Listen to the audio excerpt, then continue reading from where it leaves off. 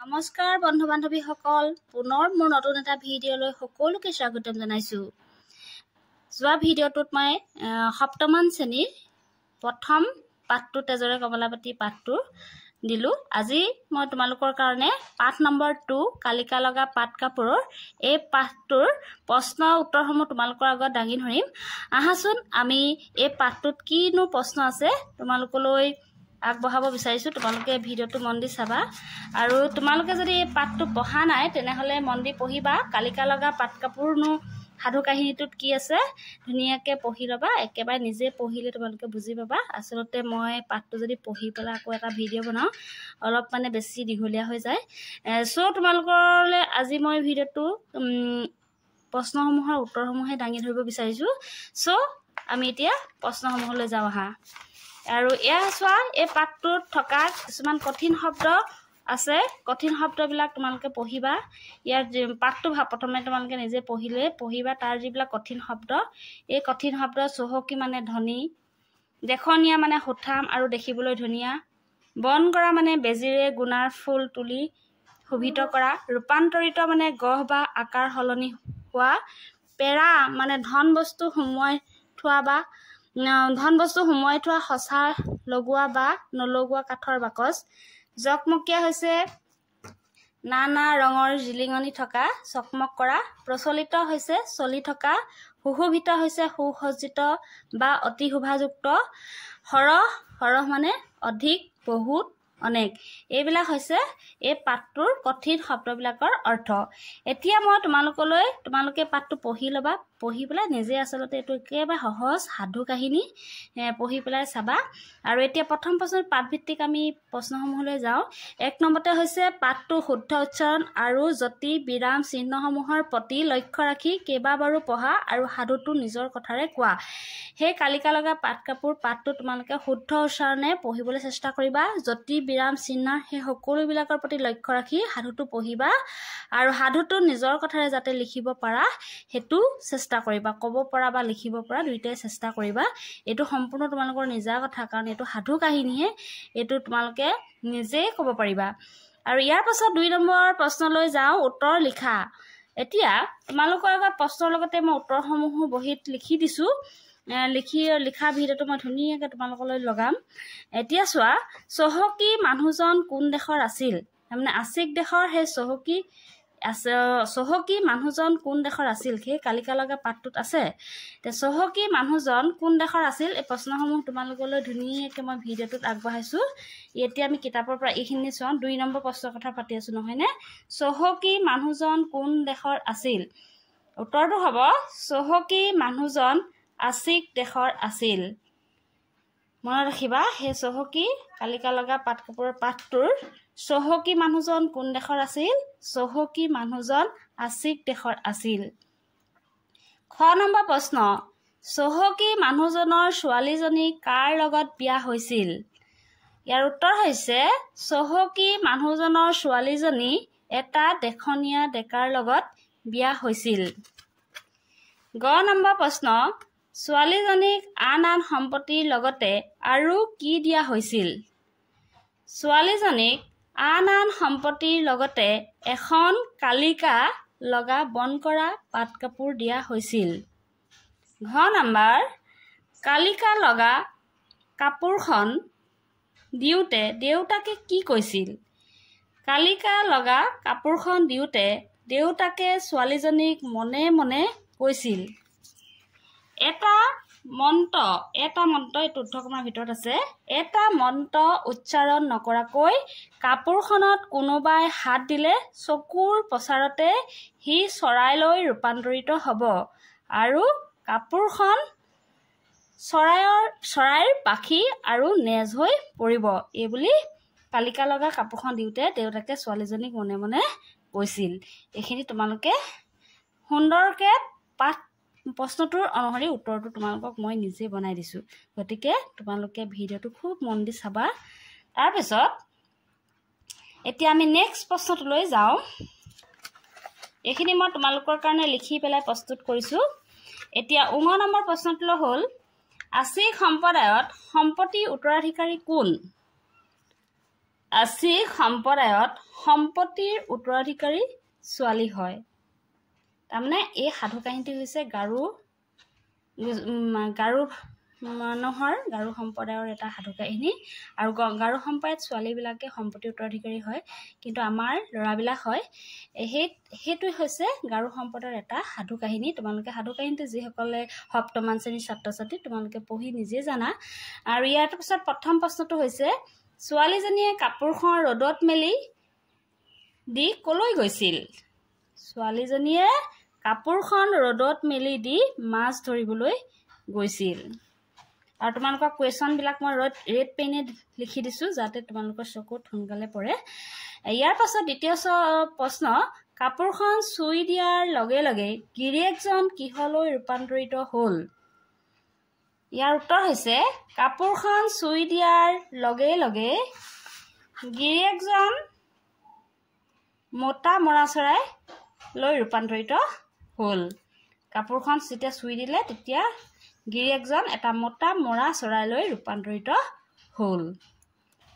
ইয়াত আকৌ এবাৰ ৩ নম্বৰ প্ৰশ্ন আহিলে চমু উত্তৰ লিখা। ৩ নম্বৰ ক প্ৰশ্নটো কি কৈছে চোৱা, যে বাপেকে ছোৱালীজনীক দিয়া বন কৰা পাট কাপোৰখনৰ বিশেষত্ব কি আছিল? ইয়াৰ উত্তৰটোলৈ যোৱা, যে বাপেকে ছোৱালীজনীক দিয়া বন কৰা পাট কাপোৰখন যদি মন্ত্ৰ উচ্চাৰণ নকৰাকৈ চুই দিয়ে, চকুৰ প্ৰচাৰতে সি চৰাইলৈ ৰূপান্তৰিত হ'ব আৰু কাপোৰখন চৰাইৰ পাখি আৰু নেজ হৈ পৰিব। তাৰপিছত ইয়াত ৩ নম্বৰ খ প্ৰশ্ন হ'ল গিৰিয়েকজন কিদৰে সুশোভিত চিতৰি চৰাইলৈ ৰূপান্তৰিত হৈছিল? ইয়াৰ উত্তৰ হ'ল আছিক দেশৰ ছোৱালীজনীয়ে যেতিয়া মাছ ধৰিবলৈ যোৱাৰ আগত কালিকা লগা পাট কাপোৰখন ৰ'দত উলিয়াই দিছিল আৰু গিৰিয়েকক ৰ'দ বৰষুণ শিলাবৃষ্টি আহিলেও কাপোৰখনত নুচুৱে কৈ মাছ ধৰিবলৈ গ'ল। তাৰপিছত ধাৰাসাৰে বৰষুণ শিলাবৃষ্টি অহাত ঘৈণীয়েকক কাপোৰখন ভৰাবলৈ চিঞৰি মাতিলত অলপ পলম হোৱা দেখি গিৰিয়েকে কাপোৰখন ভৰাবলৈ হাত দিয়াৰ লগে লগে এটা ডাঙৰ আৰু নানা বৰণীয়া চিতৰি চৰাইলৈ ৰূপান্তৰিত হ'ল। ইয়াৰ পাছত ৩ নম্বৰ গ কুৱেশ্যনটো হৈছে গিৰিয়েকজনে কাপোৰখন চুই দিয়া দেখি ঘৈণীয়েকে কি কৰিলে আৰু শেষত তাইৰ কি হ'ল? গিৰিয়েকজনে কাপোৰখন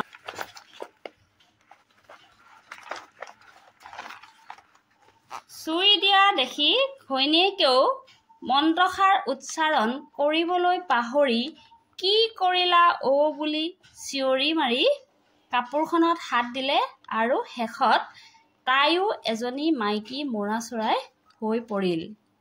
গতিকে এইবিলাক হৈছে তোমালোকৰ প্ৰশ্নৰ উত্তৰ। ১ নম্বৰটো হৈছে পাঠটো ভালকৈ পঢ়িব লাগিব। ২ নম্বৰ সেইখিনি প্ৰশ্ন ক'লোঁ, ৩ নম্বৰখিনি ক'লোঁ। এতিয়া আমি ৪ নম্বৰখিনিলৈ আহোঁ।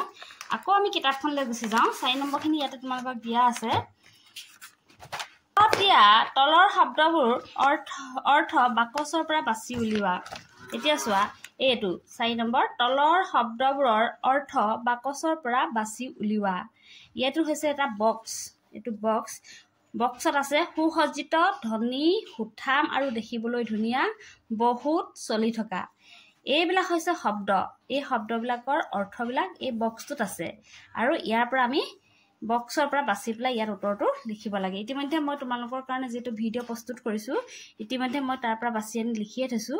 এই প্ৰচলিত মানে ইয়াৰ শব্দটো কাৰ লগত মিলে, তাৰমানে একে অৰ্থ।